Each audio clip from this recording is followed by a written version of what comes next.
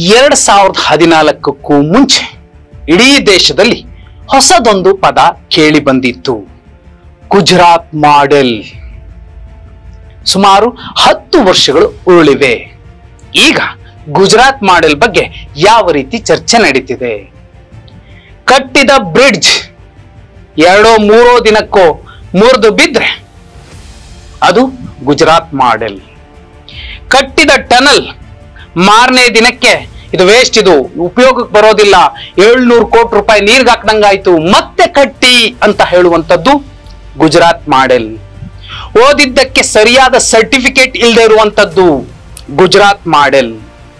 ಇರುವ ಹೆಂಡತಿಯನ್ನ ಇಲ್ಲ ಅಂತ ಅಫಿಡವಿಟ್ ಸಲ್ಲಿಸುವಂತದ್ದು ಗುಜರಾತ್ ಮಾಡೆಲ್. ಇಂಥದ್ದೇ ಸಮುದಾಯಕ್ಕೆ ಸೇರಿದ್ದೀನಿ ಅನ್ನೋದಕ್ಕೆ ಒರಿಜಿನಲ್ ಸರ್ಟಿಫಿಕೇಟ್, ಕ್ಯಾಸ್ಟ್ ಸರ್ಟಿಫಿಕೇಟ್ ಇಲ್ಲದೆ ಇರುವಂತದ್ದು ಗುಜರಾತ್ ಮಾಡೆಲ್. ಮಾಧ್ಯಮಗಳನ್ನ ಕಂಡ್ರೆ ಗಡಗಡ ಗಡಗಡ ನಡುಗುವಂತದ್ದು ಗುಜರಾತ್ ಮಾಡೆಲ್. ಯಾಕೆ ಗುಜರಾತ್ ಮಾಡೆಲ್ ಈಗ ಮತ್ತೆ ಚರ್ಚೆ ಆಗ್ತಿದೆ?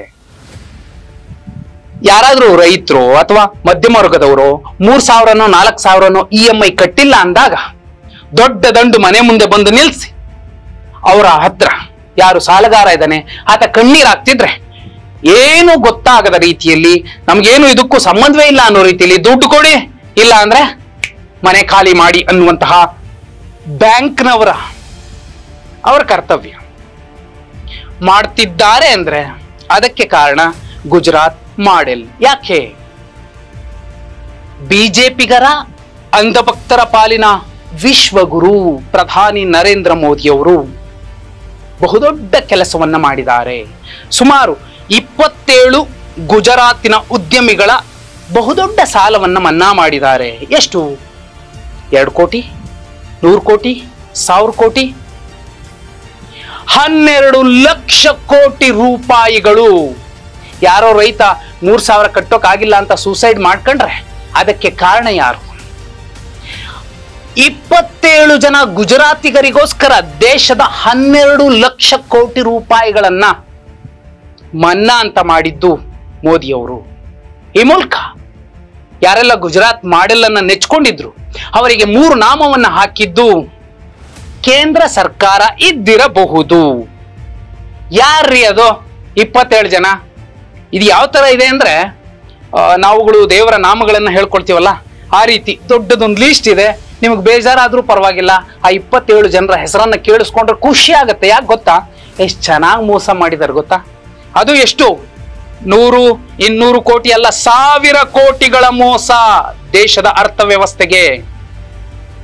ಮೆಹುಲ್ ಚೋಕ್ಸಿ, ನೀರವ್ ಮೋದಿ, ನಿಶಾಂತ್ ಮೋದಿ, ಪುಷ್ಪೇಶ್ ಬೈದ್ಯ, ಆಶಿಷ್ ಜೋಬನ್ ಪಾತ್ರ, ಸನ್ನಿ ಕಲಾರ, ಆರತಿ ಕಲಾರ, ಸಂಜಯ್ ಕಲಾರ, ವರ್ಷಾ ಕಲಾರ, ಸುಧೀರ್ ಕಲಾರ, ಜತಿನ್ ಮೆಹ್ತಾ, ಉಮೇಶ್ ಪಾರಿಕ್, ಕಮಲೇಶ್ ಪಾರಿಕ್, ನೀಲೇಶ್ ಪಾರಿಕ್, ವಿನಯ್ ಮಿತ್ತಲ್, ಏಕಲವ್ಯ ಗರ್ಗ, ಚೇತನ್ ಜಯಂತಿಲಾಲ್, ನಿತಿನ್ ಜಯಂತಿಲಾಲ್, ದೀಪ್ತಿ ಬೆನ್ ಚೇತನ್, ಸವಿಯಾ ಸೇಠ್, ರಾಜೀವ್ ಗೋಯಲ್, ಹಲ್ಕಾ ಗೋಯಲ್, ಹಲ್ಕಾ ಅಂದೆ ನಾನು, ಹಲ್ಕಾ ಅಂದಿಲ್ಲ, ಲಲಿತ್ ಮೋದಿ, ರಿತೇಶ್ ಜೈನ್, ಹಿತೇಶ್ ನಾಗೇಂದ್ರ ಭಾಯ್ ಪಟೇಲ್, ಮಯೂರಿ ಬೆಹನ್ ಪಟೇಲ್, ಆಶಿಷ್ ಸುರೇಶ್ ಬಾಯಿ. ಇವ್ರ ಜೊತೆಲಿ ಮತ್ತೊಬ್ರು ಹೆಸರಿತ್ತು, ಅದು ನಮ್ಮ ಕರ್ನಾಟಕದವ್ರದ್ದು, ಅವರೊಬ್ರು ವಿಜಯ ಮಲ್ಯ.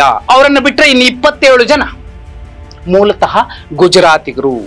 ವಿಶೇಷ ನೋಡಿ, ಇವರಲ್ಲಿ ಯಾರೊಬ್ರು ಕೂಡ ಪಾಕಿಸ್ತಾನಿಯರಲ್ಲ, ಪಾಕಿಸ್ತಾನದ ಪರವಾಗಿ ಜೈಕಾರ ಕೂಗೋರಲ್ಲ, ಇವ್ರು ಯಾರು ಕೂಡ ಮುಸಲ್ಮಾನರಲ್ಲ, ಇವ್ರು ಯಾರು ಕೂಡ ಭಯೋತ್ಪಾದಕರಲ್ಲ, ಇವ್ರು ಯಾರು ಕೂಡ ಇಟಲಿಯ ಗುಲಾಮರಲ್ಲ, ಇವ್ರು ಯಾರು ಕೂಡ ನಗರ ನಕ್ಸಲರಲ್ಲ, ಇವ್ರು ಯಾರು ಕೂಡ ಶೂದ್ರರಂತೂ ಅಲ್ವೇ ಅಲ್ಲ. ಇವರಲ್ಲಿ ಎಲ್ಲರೂ ಅಂಧಭಕ್ತರು, ಇವರಲ್ಲಿ ಎಲ್ಲರೂ ದೇಶಕ್ಕೆ ಮೋಸ ಮಾಡಿ ದೇಶ ಬಿಟ್ಟು ಓಡಿ ಹೋದವರು, ಇವರೆಲ್ಲರೂ ಕೂಡ ಗುಜರಾತಿಗರೇ ಆಗಿದ್ದಾರೆ. ಇನ್ನು ಅರ್ಥ ಆಗ್ಬೇಕಾ? ಇನ್ನು ಸಾಕ್ಷಿ ಬೇಕಾ? ಇನ್ನು ಮೋದಿಜಿಯ ಮನಸ್ಥಿತಿ ಅರ್ಥ ಆಗ್ಬೇಕಾ? ಆಯ್ತಪ್ಪ, ಈ 27 ಜನ ಮಾಡಿದ್ದೇನು? ನಮ್ಮ ವಿಶ್ವಗುರು ಮೋದಿ ಮಾಡಿದ ತಪ್ಪೇನು? ನರೇಂದ್ರ ಮೋದಿಯವರ ಆಡಳಿತದ ಕಳೆದ ಸರಿಸುಮಾರು 10 ವರ್ಷಗಳಲ್ಲಿ ಬ್ಯಾಂಕುಗಳಿಗೆ, ಮುಖ್ಯವಾಗಿ ಬೃಹತ್ ಕಾರ್ಪೊರೇಟ್ ಸಾಲಗಾರರು ಸುಮಾರು 12 ಲಕ್ಷ ಕೋಟಿ ರೂಪಾಯಿಗಳನ್ನ ವ್ಯವಸ್ಥಿತವಾಗಿ ವಂಚಿಸಿದ್ದಾರೆ. ಇದಕ್ಕೆ ಕಾರಣಗಳು ಕೂಡ ಇವೆ. ಘಟಕಗಳಿಗೆ ಸಾಲಗಳನ್ನು ತೆಗೆದುಕೊಳ್ಳುವ ಮತ್ತು ಬಳಿಕ ಅವುಗಳನ್ನ ವಸೂಲಿ ಮಾಡಲಾಗದ ಸಾಲವನ್ನ ಅನುತ್ಪಾದಕ ಆಸ್ತಿಗಳು NPA ಅಂತ ರೈಟ್ ಆಫ್ ಮಾಡ್ತಾರೆ. ರೈಟ್ ಆಫ್ ಮಾಡೋದು ಅಂದ್ರೆ ಸಾಲದ ಪುಸ್ತಕದಿಂದ, ಲೆಕ್ಕದ ಪುಸ್ತಕಗಳಿಂದ ಆ ಸಾಲವನ್ನ ಕಿತ್ತು ಬಿಸಾಕೋದು, ಒಡೆದಾಕೋದು, ಅಳಿಸೋದು. ಈ ರೀತಿ ಮಾಡುವ ಮೂಲಕ ಈ ವಂಚನೆಯನ್ನ ಸಾಕಷ್ಟು ಕಾನೂನುಬದ್ಧವಾಗಿಯೇ ಕೇಂದ್ರ ಸರ್ಕಾರ ಮಾಡಿ ಈ 27 ಜನರನ್ನ ದೇಶ ಬಿಟ್ಟು ಓಡುವಂತೆ ಮಾಡಿದ್ಯಾ. ಹೀಗೆ ರೈಟ್ ಆಫ್ ಮಾಡಲಾಗಿರುವ NPAಗಳ ಪ್ರಮಾಣ ಅಂತಾರಾಷ್ಟ್ರೀಯವಾಗಿ ಅಂಗೀಕರಿಸಲ್ಪಟ್ಟಿರುವ ಪ್ರಮಾಣಕ್ಕಿಂತಲೂ ಹೆಚ್ಚಾಗಿದೆ.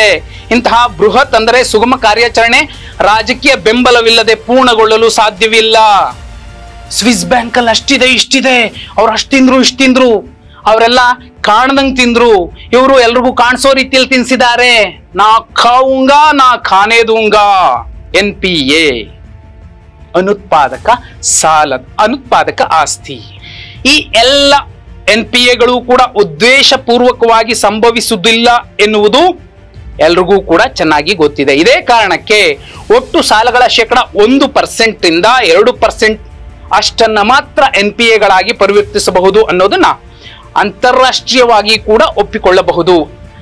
ಈ ನಿಯಂತ್ರಣವನ್ನು ಮೀರಿದ ಕಾರಣಗಳಿಂದಾಗಿ ಈ ಪೈಕಿ ಕೇವಲ ಶೇಕಡವಾರು ಪ್ರಮಾಣವನ್ನ ಶೇಕಡ 0.5ರಷ್ಟು NPAಗಳನ್ನ ರೈಟ್ ಆಫ್ ಮಾಡಬಹುದು. ಆದ್ರೆ ಇಲ್ಲಿ ರೈಟ್ ಆಫ್ ಆಗಿರೋದು ಮಿತಿ ಮೀರಿದ ಪ್ರಮಾಣದಲ್ಲಿ. ಅಂತಾರಾಷ್ಟ್ರೀಯ ಹಣಕಾಸು ನಿಧಿ ಇಷ್ಟಿದ್ರೆ ಆರ್ಥಿಕ ಅಪರಾಧಿಗಳೊಂದಿಗೆ ಸಾಕಷ್ಟು ಕಠಿಣವಾಗಿರುವ ಚೀನಾ ಶೇಕಡ 1.7ರಷ್ಟು ಮಟ್ಟದಲ್ಲಿ ಅನುಪಾತವನ್ನ NPA ಅನುಪಾತವನ್ನ ಕಾಯ್ದುಕೊಂಡಿದೆ. ಭಾರತದ್ದು ಎಷ್ಟಿರಬಹುದು ಹಾಗಿದ್ರೆ? 2022 ಡಿಸೆಂಬರ್ 13ರಂದು ರಾಜ್ಯಸಭೆಯಲ್ಲಿ ಖುದ್ದು ವಿತ್ತ ಸಚಿವರು ನಮ್ಮ ಕರ್ನಾಟಕದಿಂದ ರಾಜ್ಯಸಭೆಗೆ ಆಯ್ಕೆ ಆಗಿರುವಂತಹ ದಿಟ್ಟ ಧೀರೋದಾತ್ತ ಮಹಿಳೆ ಉತ್ತರಿಸುವಂತಹ ಸಂದರ್ಭದಲ್ಲಿ ಹೇಳ್ತಾರೆ ನಿರ್ಮಲಾ ಸೀತಾರಾಮನ್ ಅವರು, ಎಲ್ಲ ಶೆಡ್ಯೂಲ್ ವಾಣಿಜ್ಯ ಬ್ಯಾಂಕ್ಗಳ ಒಟ್ಟು NPA ಅನುಪಾತ 31/3/2014ರಲ್ಲಿದ್ದ ಶೇಕಡ 4.1ರಿಂದ ಮೋದಿ ಅವರು ಬರೋಕ್ಕಿಂತ ಮುಂಚೆ 4.1 ಇತ್ತು. 31/3/2018ಕ್ಕೆ ಶೇಕಡ 11.46ಕ್ಕೆ ಏರಿಕೆಯಾಗಿದೆ. ಕಳೆದ 7 ವರ್ಷಗಳಲ್ಲಿ NPA ಅನುಪಾತ ಈಗ ಭಾರತದಲ್ಲಿರೋದು 12.17%. ಇಡೀ ಜಗತ್ತಲ್ಲಿ ಯಾವ ದೇಶದ್ದು NPA ಅನುಪಾತ ಇಷ್ಟಿಲ್ಲ. ಅಷ್ಟರ ಮಟ್ಟಿಗೆ ಗುಜರಾತಿನ 27 ಜನಕ್ಕಾಗಿ ಶ್ರೀಯುತ ನರೇಂದ್ರ ಮೋದಿಯವರ ಸರ್ಕಾರ ದೇಶದ ಬಡವರ, ಮಧ್ಯಮ ವರ್ಗದವರ 12 ಲಕ್ಷ ಕೋಟಿ ರೂಪಾಯಿಗೆ ಹಾಕಿದೆ. ಯಾರೋ ಬಡವ ರೈತ 3,000 7,000 EMI ಕಟ್ಟೋಕಾಗದೆ ಸುಸೈಡ್ ಮಾಡ್ಕೋತಾನಲ್ಲ, ಅವನಿಗೂನು ಲಕ್ಷಾಂತರ ಕೋಟಿ ಸಾಲ ಮಾಡಿ ದೇಶ ಬಿಟ್ಟೋದ್ಮೇಲೆ ರೈಟ್ ಆಫ್ ಮಾಡಿಸ್ತಾರಲ್ಲ, ಇವ್ರಿಗೂನು ಒಂದೇನಾ? ಅರ್ಥ ಮಾಡ್ಕೋಬೇಕು. ಇದೇ ಶಿಕ್ಷಣ, ಇದೇ ಅರಿವು, ಇದೇ ಜ್ಞಾನ. Knowledge is wealth. ಏನಾಗ್ತಿದೆ? ಹಣಕಾಸು ಕ್ಷೇತ್ರದಲ್ಲಿ ಮರು ಬಂಡವಾಳೀಕರಣ, ಸುಧಾರಣೆ ಇತ್ಯಾದಿ ಕಾರ್ಯತಂತ್ರಗಳಿಗಾಗಿ ಸೀತಾರಾಮನ್ ಮತ್ತು ಸರ್ಕಾರ ತಮ್ಮ ಬೆನ್ನನ್ನ ತಾವೇ ತಟ್ಟುಕೊಳ್ಳುತ್ತಿದ್ದರೂ ಈ ಪೈಕಿ ಹೆಚ್ಚಿನದ್ದು ಕಪಟತನವನ್ನ ಮುಚ್ಚಿಟ್ಟುಕೊಳ್ಳಲು ಉತ್ಪ್ರೇಕ್ಷೆಯಾಗಿದೆ. ಆತ್ಮನಿರ್ಭರ ಭಾರತ್ ಅನ್ನೋದಕ್ಕೂ ಮುಂಚೆ 12 ಲಕ್ಷ ಕೋಟಿ ರೂಪಾಯಿ ಎಲ್ಲಿಗೋಯ್ತು? ಯಾರ ಸಾಲ ಮನ್ನಾ ಮಾಡಿದ್ರಿ? ಯಾರ್ದೋ? ರಾಮಪ್ಪಂದ, ಭೀಮಪ್ಪಂದ, ಸೋಮಪ್ಪಂದ, ಮೈಲಾರಪ್ಪಂದ, ಬಂಗಾರಪ್ಪಂದ? ಮೋದಿ, ಜೈನ್, ಮಿಥಲ್, ಕಲರಾ, ಸೇಠ್ ಯಾರಿವರು? ಈ ದೇಶಕ್ಕೋಸ್ಕರ ಒಲಿಂಪಿಕ್ಸ್ ಅಲ್ಲಿ ಓಡಿ ಸಾವಿರ ಮೆಡಲ್ ತಂದವರ? ಈ ದೇಶಕ್ಕೋಸ್ಕರ ಸ್ವಾತಂತ್ರ್ಯ ಹೋರಾಟದಲ್ಲಿ ಭಾಗವಹಿಸಿ ಎದೆಯ ಸುತ್ತಲೂ 200-300 ಗುಂಡೊಡಿಸ್ಕೊಂಡವರ ಬ್ರಿಟಿಷ್ ಹತ್ರ? ಈ ದೇಶದ ಪ್ರತಿ ಬಡವನ ಹೊಟ್ಟೆ ಹಸುವನ್ನ ನೀಗಿಸಿದವರ? ವ್ಯಾಪಾರಂ ದ್ರೋಹ ಚಿಂತನಂ ಅಂತ ವ್ಯಾಪಾರ ಮಾಡಿದವರು ಈ ದೇಶದ ಭಾರತ ಮಾತೆಗೆ. ಯಾರೆಲ್ಲ VHP, RSS ಹಿಂದೂ ಸಂಘಟನೆಯ ಕಾರ್ಯಕರ್ತರು ಭಾರತ್ ಮಾತಾ ಕಿ ಜೈ ಅಂತಾರೆ. ಅಂತಹ ಭಾರತ ಮಾತೆಯ ಹೊಟ್ಟೆಗೆ ಹೊದ್ದು ಹೋದವರು, ಜಾಡಿಸಿ ಹೊದ್ದು ಹೋದವರು ಯಾರಿವರು? ಬಹುಪಾಲು ಕೆಲವರು ಮೋದಿಗಳಿದ್ದಾರೆ, ಬಹುಪಾಲು ಗುಜರಾತಿಗರಿದ್ದಾರೆ, ಬಹುಪಾಲು ಇದೇ ನರೇಂದ್ರ ಮೋದಿಯವರನ್ನ ಮುಖ್ಯಮಂತ್ರಿ ಆದಾಗಿನಿಂದ ಇಲ್ಲಿಯ ತನಕ ಸಾಕಿ ಸಲುಹಿ ಎಲ್ಲವನ್ನೂ ನೋಡ್ಕೊಳ್ತಿರುವಂತಹ ಆಶ್ರಯದಾತರು. ಕೇಳು ಜನಮೇಜಯ ಅಂತ ಜನಮೇಜಯನನ್ನ ನೆನೆಸ್ಕೊಂಡು ಬರದ್ರಲ್ಲ ಕವಿ, ಮಹಾಕವಿ. ಅಂತಹ ಮಹಾಕವಿಗೆ ಆಶ್ರಯ ಕೊಟ್ಟಂತಹ ಜನಮೇಜಯನ ರೀತಿಯಲ್ಲಿ ಇವರೆಲ್ಲ ಆಶ್ರಯದಾತರ. ಇನ್ನೂ ಮುಖ್ಯವಾದ ವಿಚಾರಗಳಿದಾವೆ. 2022 ಡಿಸೆಂಬರ್ 29 ಹಣಕಾಸು ಸ್ಥಿರತೆಯ ವರದಿಯು ಸಾರ್ವಜನಿಕ ವಲಯದ ಬ್ಯಾಂಕುಗಳ ಒಟ್ಟು NPA ಅನುಪಾತ ಸೆಪ್ಟೆಂಬರ್ 2023 ವೇಳೆಗೆ 9.4ಕ್ಕೆ ಹೆಚ್ಚಬಹುದು. ಖಾಸಗಿ ಬ್ಯಾಂಕ್ಗಳು ಮತ್ತು ವಿದೇಶಿ ಬ್ಯಾಂಕ್ಗಳ ಈ ಅನುಪಾತ ಅನುಕ್ರಮವಾಗಿ 5.8 ಮತ್ತು 4.1ಕ್ಕೆ ಹೆಚ್ಚಾಗಬಹುದು ಅನ್ನುವ ಭವಿಷ್ಯ ಕೂಡ ಇದೆ. ಇದೇ ಕಾರಣಕ್ಕೇನೆ ನಮ್ಮ ಕೆನರಾ ಬ್ಯಾಂಕ್ ಅನ್ನ, ನಮ್ಮ ಕರ್ನಾಟಕ ಬ್ಯಾಂಕ್ ಅನ್ನ, ನಮ್ಮ ಮೈಸೂರು ಬ್ಯಾಂಕ್ ಅನ್ನ ಇಂಥವರ ಸಾಲ ಮನ್ನಾ ಮಾಡ್ಲಿಕ್ಕೆ ರಾಷ್ಟ್ರೀಕರಣ ಮಾಡ್ಕೊಂಡ್ರ, ಮರ್ಜ್ ಮಾಡದ್ರ. ಈ ಮೂಲಕ ಒಂದು ಪ್ರಾದೇಶಿಕವಾಗಿ ಆರ್ಥಿಕ ಬಲವನ್ನು ತುಂಬಿಕೊಂಡಿದ್ದ ಒಂದಷ್ಟು ರಾಜ್ಯಗಳ, ಒಂದಷ್ಟು ಪ್ರಾಂತ್ಯಗಳ ಬ್ಯಾಂಕ್ಗಳಿಗೆ ಅವುಗಳ ಬಾಯಿಗೆ 3 ಬಕ್ಸೆ ಮಣ್ಣನ್ನ ಎರಚಿದ್ದು ಯಾರು? ನೋಡಿ, ಈ ಆಡಳಿತದ ಒಟ್ಟು ಲಾಭದಲ್ಲಿ ಬ್ಯಾಂಕ್ಗಳು ತಮ್ಮ ಲೆಕ್ಕ ಪುಸ್ತಕಗಳನ್ನ ಸಮತೋಲನಗೊಳಿಸಲು ನಿರಂತರ ನಷ್ಟಗಳನ್ನ ತೋರಿಸುವಂತೆ ಮಾಡಿತ್ತು.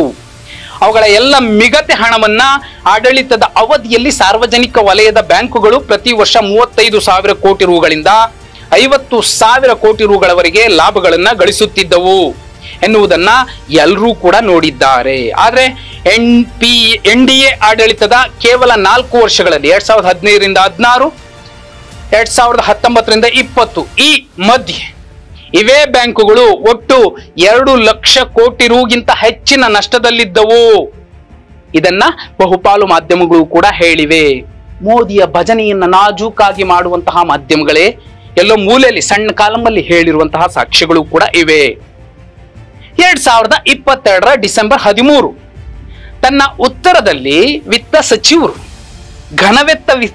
ಸಚಿವರು ನಮ್ಮ ಕರ್ನಾಟಕದಿಂದ ರಾಜ್ಯಸಭೆಗೆ ಆಯ್ಕೆಯಾದಂತಹ ವೀರ ಧೀರ ವಿರಾಗ್ರಣಿ ಮಹಿಳೆ ನಿರ್ಮಲಾ ಸೀತಾರಾಮನ್ ಅವರು ಹೇಳಿದ್ದಾರೆ, ಎಲ್ಲ ಶೆಡ್ಯೂಲ್ ವಾಣಿಜ್ಯ ಬ್ಯಾಂಕ್ಗಳ ಒಟ್ಟು NPA 2014 ಮಾರ್ಚ್ 31ಕ್ಕೆ ಇದ್ದ 2.51 ಲಕ್ಷ ಕೋಟಿ ರೂಗಳಿಂದ 2018 ಮಾರ್ಚ್ ರಲ್ಲಿ 9.63 ಲಕ್ಷ ಕೋಟಿಗೆ ಏರಿತ್ತು.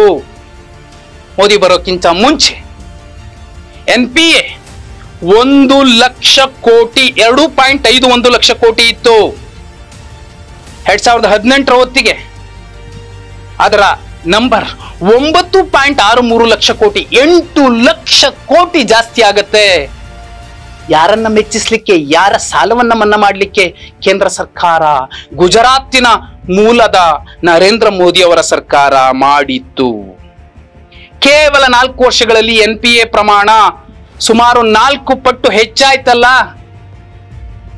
ಪ್ರಧಾನಿಯಾಗಿದ್ದಂತಹ ಮನಮೋಹನ್ ಸಿಂಗ್ರನ್ನ ಮೌನಿ ಬಾಬಾ ಅಂತಿದ್ದಂತಹ ಸರ್ವಶ್ರೇಷ್ಠ ವಿಶ್ವಗುರು, ಮಾಧ್ಯಮಗಳನ್ನ ಕಂಡ್ರೆ ಗಡ್ಡ ನಡುಗುವಂತಹ ವಿಶ್ವಗುರು, ಅರ್ಥವ್ಯವಸ್ಥೆಯನ್ನು ಅರ್ದು ಕುಡ್ದು ಅರಿತು ನಡೆಯುತ್ತಿರುವಂತಹ ವಿಶ್ವಗುರು ಏನ್ ಮಾಡಿದ್ರು? ಮತ್ತು ಒಂದು ಸಂಗತಿ ಹೇಳ್ಬೇಕು ನಿಮ್ಗೆ, UPA 2 ಆಡಳಿತದ ಅವಧಿಯಲ್ಲಿ ಮಾಜಿ RBI ಗವರ್ನರ್ ಹಾಗೂ ಆರ್ಥಿಕ ತಜ್ಞರಾದ ಮನಮೋಹನ್ ಸಿಂಗ್ ಅವರು NPAಗಳಿಗೆ ಹಣಕಾಸು ಒದಗಿಸಲು 1.93 ಲಕ್ಷ ಕೋಟಿ ರೂಗಳನ್ನ ತೆಗೆದಿರಿಸಿದ್ದಾಗಲೇ ಆ ಅವನತಿ ಆರಂಭವಾಗಿದ್ದಿರಬಹುದು. ಈ ಅವನತಿ ಆದರೆ ಈ NPA ಅನುಪಾತ 3% ಮತ್ತು 4% ನಡುವೆ ಇತ್ತು. ಆದ್ರೆ ಎಲ್ಲವನ್ನೂ ಅಳೆಯುವ ಅರ್ಥಶಾಸ್ತ್ರಜ್ಞರಲ್ಲದ ಹಾಲಿ ವಿಶ್ವಗುರುವಿಗೆ, ಪ್ರಧಾನಿಗೆ ಇಲ್ಲಿಯೂ ಹೆಗ್ಗಳಿಕೆಯನ್ನ ನೀಡಬೇಕು. ಏಕೆಂದರೆ ಅವರು ಬ್ಯಾಂಕ್ಗಳು 2015-16ರಿಂದ 2019-20ರವರೆಗೆ 5 ವರ್ಷಗಳಲ್ಲಿ ನಷ್ಟದ ಹೊರೆಯಲ್ಲಿದ್ದ NPAಗಳಿಗಾಗಿ 5 ಪಟ್ಟು ಹೆಚ್ಚು ಹಣವನ್ನ ಒದಗಿಸಬೇಕಾಗಿತ್ತು. ಆಗ NPA ಒದಗಿಸುವಿಕೆಯು 10ರಿಂದ 10.16 ಲಕ್ಷ ಕೋಟಿ ರೂಗಳಷ್ಟು ಅಗಾಧ ಏರಿಕೆಯನ್ನ ಕಂಡಿತ್ತು. ಮೋದಿ ಮತ್ತು ಮೋದಿ ಮಾಡೆಲ್ 27 ಜನ ಕಳ್ಳರು ಎನಿಸಿಕೊಳ್ಳುವಂಥವರು ಕಾನೂನಾತ್ಮಕವಾಗಿ. ಯಾರೆಲ್ಲ ಇದ್ದಾರೆ ಇಲ್ಲಿ. ಮತ್ತೆ ರಾಹುಲ್ ಗಾಂಧಿ ಅವರು ಇತ್ತೀಚೆಗೆ ಒಂದು ಮಾತು ಹೇಳಿದ್ರು, ಮೋದಿಗಳ ದಂಡು ಹಿಂಗ್ ತಿಂದೋಯ್ತು ಅಂತ. ಹೌದು, ಲೀಸ್ಟ್ ತೆಗೆದ್ರೆ ಮೋದಿಗಳೇ ಇದ್ದಾರೆ, ನರೇಂದ್ರ ಮೋದಿ ಅಲ್ಲ. ನೀರವ್, ಲಲಿತ್, XYZ. ಯಾಕಂದ್ರೆ ದೊಡ್ಡ ಸಹಸ್ರನಾಮ ಅರ್ಚನೆ ಮಾಡಬಹುದು, ಅಷ್ಟರ ಮಟ್ಟಿಗೆ ದೊಡ್ಡದಾಗತ್ತೆ. ಇನ್ನು ಮುಂದಿನ 5 ವರ್ಷಕ್ಕೆ ಶ್ರೀಯುತ ನರೇಂದ್ರ ಮೋದಿ ಅವರನ್ನ ತಂದು ಕೂರಿಸಿ ಬಿಟ್ಟರೆ. ಮೋದಿಯವರ ಆಡಳಿತದ ಮೊದಲ 8 ವರ್ಷಗಳಲ್ಲಿ 2014ರಿಂದ 2022ರ ತನಕ ಎಲ್ಲ ಶೆಡ್ಯೂಲ್ಡ್ ಬ್ಯಾಂಕ್ಗಳ ಒಟ್ಟು NPA 66.5 ಲಕ್ಷ ಕೋಟಿ ರೂಗಳಾಗಿವೆ. ಇದು ಸಂಸತ್ತಿನಲ್ಲಿ ವಿತ್ತ ಸಚಿವೆಯ ಉತ್ತರಗಳನ್ನ ಆಧರಿಸಿದೆ. ಸ್ಪಷ್ಟವಾಗಿ ಅವರು ದಾಖಲಿಸಿದ್ದಾರೆ. 7.25 ವರ್ಷಗಳ ಲೆಕ್ಕವನ್ನ ನೀಡಿದ್ದರೂ ಉಳಿದ 3 ತಿಂಗಳಿನ ಅಂದಾಜನ್ನ ನಾವು ಊಹಿಸಬಹುದು, ಎಷ್ಟು ಹೆಚ್ಚಾಗಬಹುದು ಅಂತ. ರೈಟ್ ಆಫ್ ಮಾಡಿದ ನಂತರವೂ ಕೂಡ ಸಾಲಗಾರರಿಂದ ಆಸ್ತಿ ಮಾರಾಟ ಪ್ರಕ್ರಿಯೆಗಳಿಂದ ಸ್ವಲ್ಪ ಹಣವನ್ನ ಈಗಲೂ ವಸೂಲಿ ಮಾಡಬಹುದು.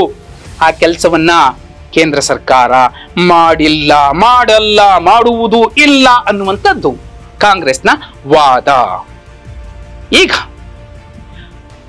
ಯಾರೋ ರಾಮಣ್ಣ, ಸೋಮಣ್ಣ, ಭೀಮಣ್ಣ, ಮೈಲಾರಪ್ಪ, ಬಂಗಾರಪ್ಪ, ಕಾವೇರಪ್ಪ ಇಂಥವ್ರು ಮಾಡಿದಂತಹ ಸಾಲಕ್ಕೆ 3,000, 8,000 ಕಟ್ಟೋಕ್ಕಾಗದೆ ಸೂಸೈಡ್ ಮಾಡಿಕೊಳ್ಳುವಂತಹ ವ್ಯವಸ್ಥೆಯನ್ನ ಇಟ್ಟಿರುವಂತಹ ಇದೇ ರಾಷ್ಟ್ರೀಕೃತ ಬ್ಯಾಂಕ್ಗಳನ್ನು ನೋಡಿಕೊಳ್ಳುವಂತಹ ಕೇಂದ್ರ ಸರ್ಕಾರ 27 ಗುಜರಾತಿಗಳನ್ನ ದೇಶ ಬಿಟ್ಟು ಓಡುವಂತೆ ನೋಡಿಕೊಂಡು ಅವರ ಸಾಲವನ್ನ ರೈಟ್ ಆಫ್ ಅಂದ್ರೆ ಅಳಿಸಿ ಬಿಸಾಕುವಂತಹ ವ್ಯವಸ್ಥೆಯನ್ನು ನೋಡಿಕೊಂಡ ಆ ಮೇಲುಸ್ತುವಾರಿಯನ್ನ ತೆಗೆದುಕೊಂಡಂತಹ ಇದೇ ಕೇಂದ್ರ ಸರ್ಕಾರ ಏನ್ ಮಾಡ್ತಿದೆ?